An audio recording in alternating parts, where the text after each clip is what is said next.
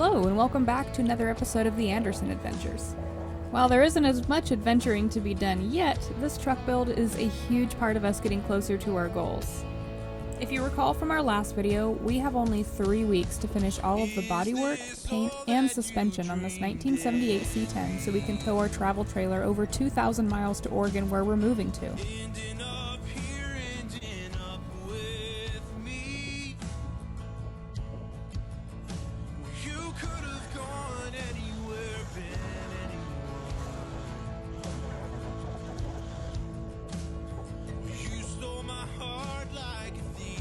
Previously, Taylor had done most of the work to the passenger side of the bed that was replaced. So while he's finishing up any welding to that inner wheel arch, I start removing the front bumper, which, as it turned out, was a larger job than I had expected.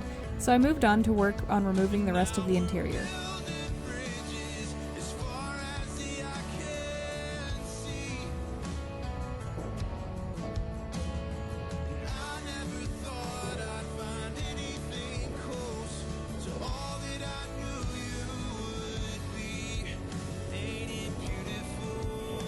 To match the doors and the dash, I painted the kick panels black with the silver mountains. Unfortunately, one side was missing the vent, and we really couldn't get it in time, so I just had to patch it with more insulation, that way cold air wasn't blowing through all the time.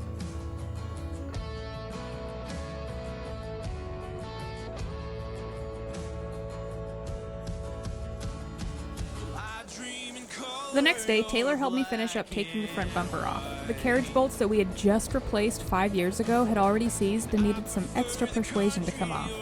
We'll later learn that the time this truck has spent in Texas has caused many other parts to rust way faster than it did when it lived in the Pacific Northwest.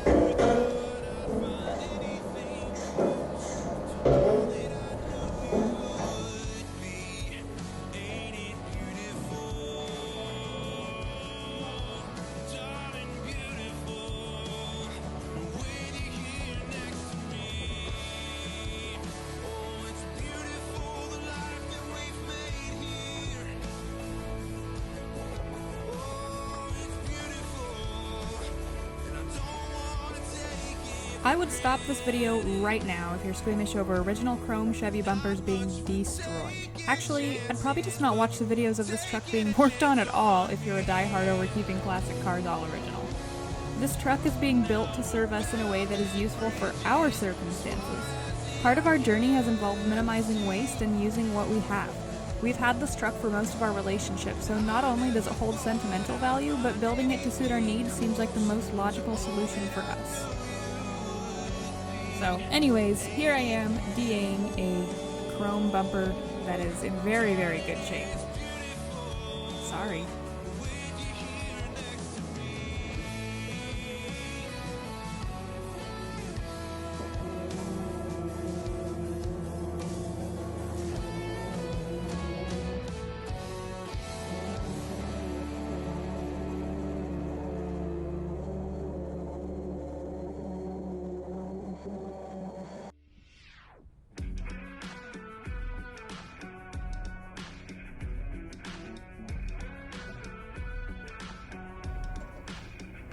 Under the door gaskets is the original color of the truck.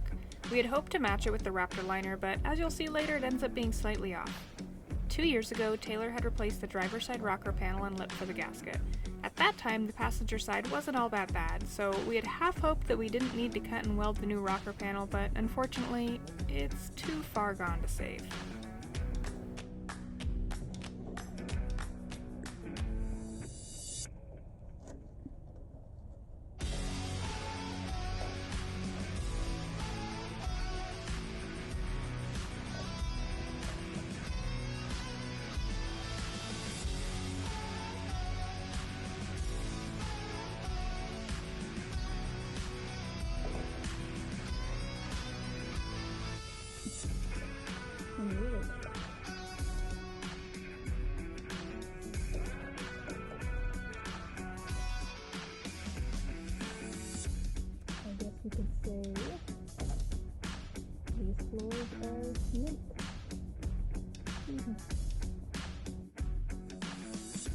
Okay, not gonna lie, ripping off the gaskets was a super satisfying thing to do.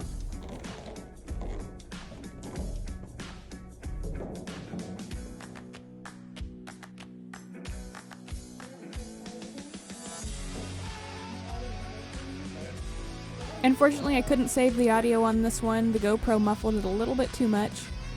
But this is just me explaining what I do with my hair whenever I forget a hair tie, which is a lot. I basically just use a zip tie and I put it in a bun, and that's what I do to keep my hair out of my face whenever I'm working on cars.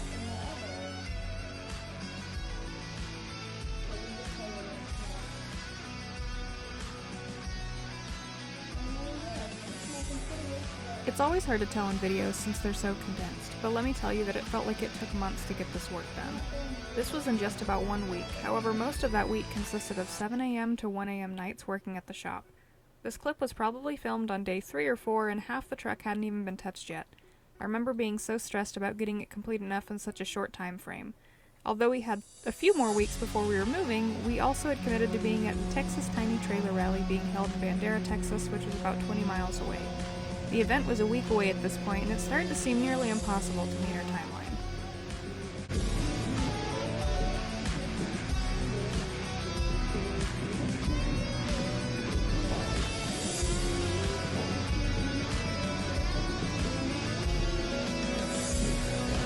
After most of the bodywork was done, it was time to pull the doors off and the seats out so that Taylor could start cutting the rotten floors and rocker panels.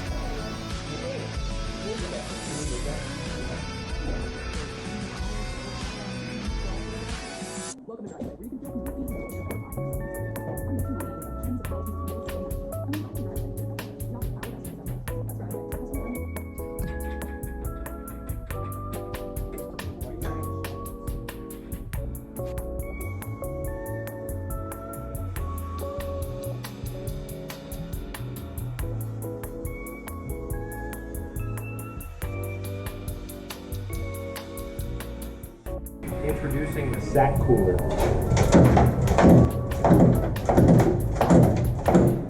It's even better when you're doing 60.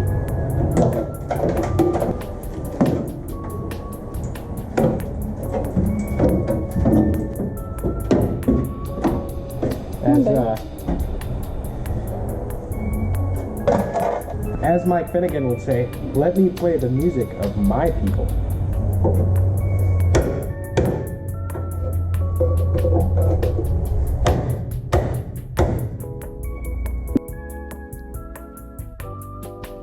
After hours of grinding, cutting, hammering, and welding, the new floors were in and...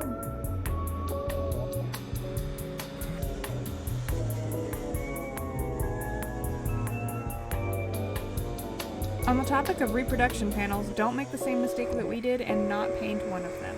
This hood has been on the truck for a year, and the rust on top of the coating was pretty hard to remove.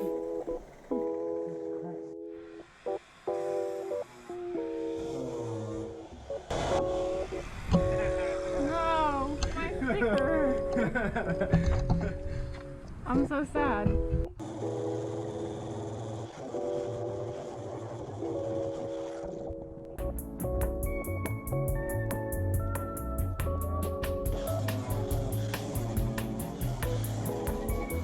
Every night, we both came home filthy just like this, and unfortunately, the RV park that we've been staying at locks their bathrooms at 8 p.m. every day. I don't wish upon anybody to have to try and sponge bath after being coated in grease, body filler, and paint dust. It was such a big frustration when you're coming home at 1 a.m. and you can't even clean up properly.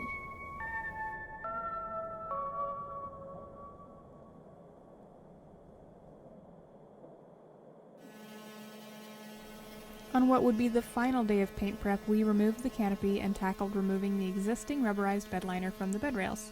After much trial and error, we found the most efficient way was to use an oscillating saw to scrape it all off.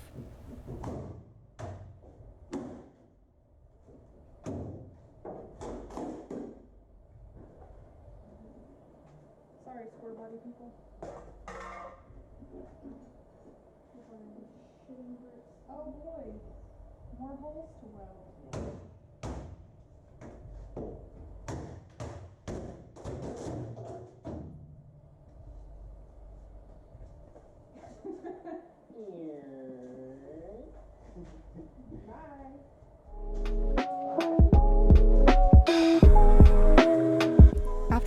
trim was removed, there was yet even more grinding of clips and welding of holes to be done before we could even think of starting the bodywork on the roof of the truck.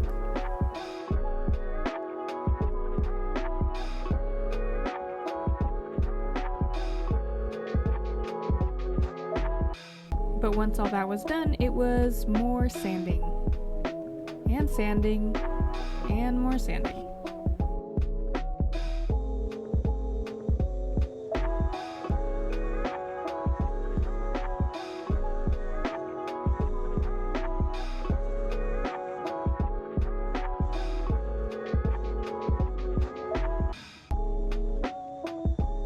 Unfortunately, I didn't get any videos of the actual removal of the rear bumper, but it was way worse than the front bumper.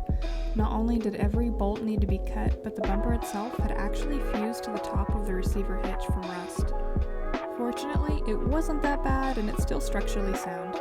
After grinding and scraping away all the rust, Taylor coated the hitch with a Zinchron primer as a rust preventative.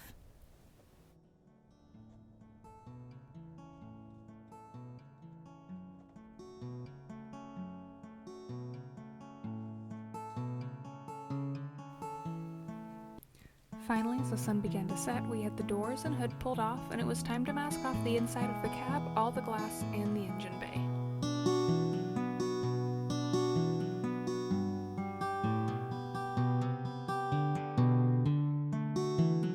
After a final wipe down with surface prep, we're finally ready to shoot our primer.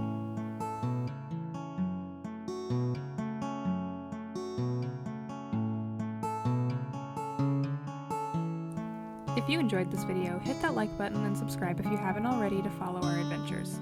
In the next video, it's the moment we have all been waiting for, and the ugly truckling becomes one color once again. But will we finish it in time to make it to the Texas Tiny Trailer Rally? Find out in part 3.